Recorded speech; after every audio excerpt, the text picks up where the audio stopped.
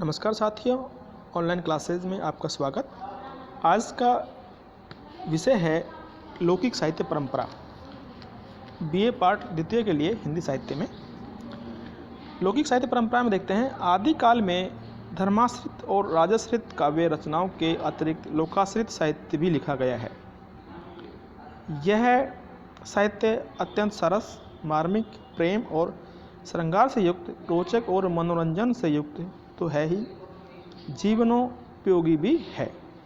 लोक गाथा के रूप में लिखा गया यह साहित्य अनेक विशेषताओं से युक्त है। अब देखिए लौकिक साहित्य क्या क्या विशेषताएं हैं। लोक गाथा का आधार कोई प्रचलित कथा होती है। यह कथा घटना प्रधान होती है।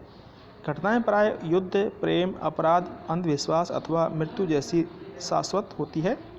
लोक गाथा में धर्म, शौर्य अथवा प्रेम जैसी किसी व्यापक मानवीय भावना का निर्दर्शन होता है। लोक गाथाओं के चरित्र प्राय आदर्शोन्मुख होते हैं। ये चरित्र अधिकतर उच्च वर्ग से ही लिए जाते हैं। कलात्मक दृष्टि से समस्त लोक की महान भावनाओं का प्रतिनिधित्व करने के कारण लोक गाथा की अभिव्यक्ति के लिए उच्च कला की आवश्यकता होती है। अब लेते हैं लौकिक साहित्य की प्रमुख रचनाएं। पहला है ढोला मारूरा दुहा।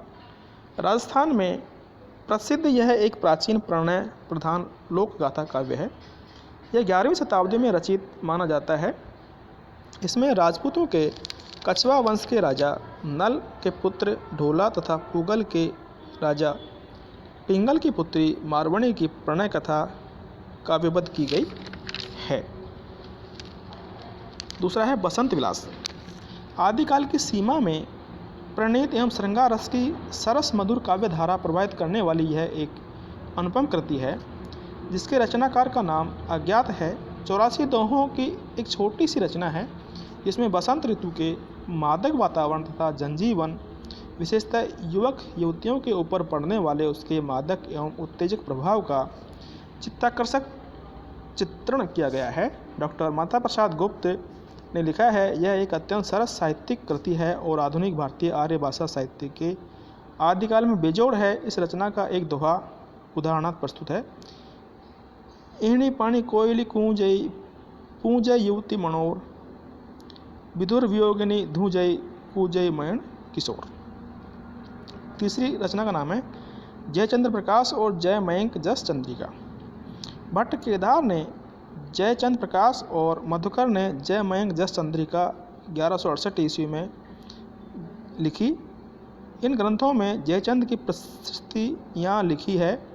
आचार्य रामचंद्र शुक्ल ने दोनों को महाकाव्य माना है। चौथा है अमीर खुसरो का काव्य। अमीर खुसरो का काव्य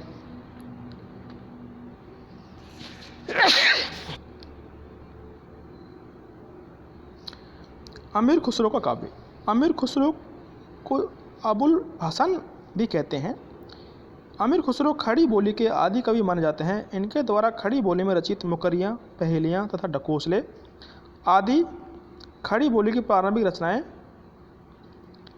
कहला सकती है। इसके गुरु सूफी संत शेख निजामुद्दीन औलिया जी थे।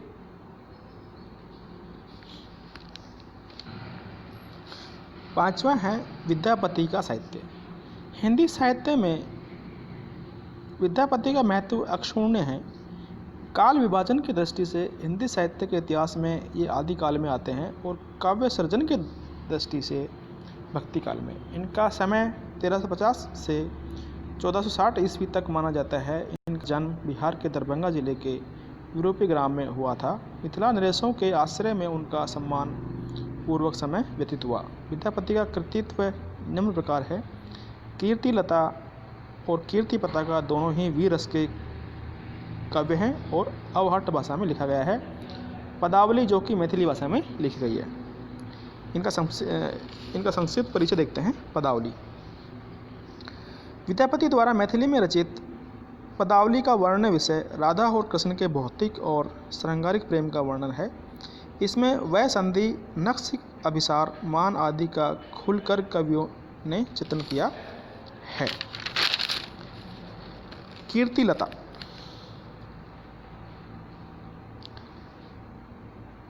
अवहट भाषा में लगभग 1380 विक्रमी संवत में रचित कीर्तिलता एक चरित काव्य है।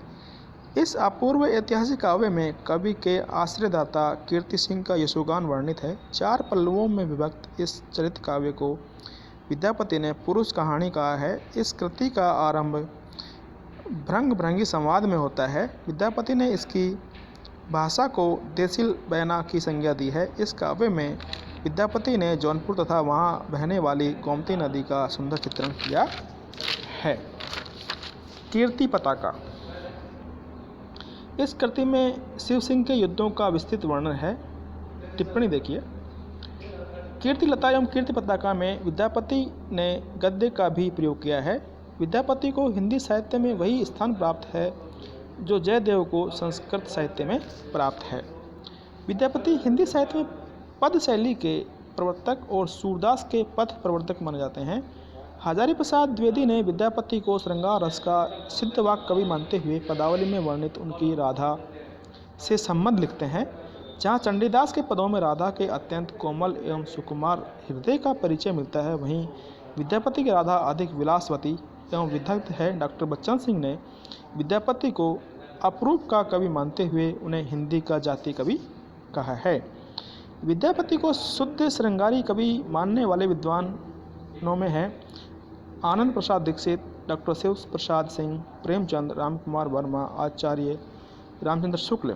विद्यापति को रहस्यवादी मानने वाले विद्वान हैं ग्रियर्सन, नागेंद्र नाथ गुप्त। विद्यापति को वैष्णव मानने वाले कवि थे श्याम सुंदर दास, हरप्रसाद शास्त्री और हजारी प्रसाद द्विवेदी।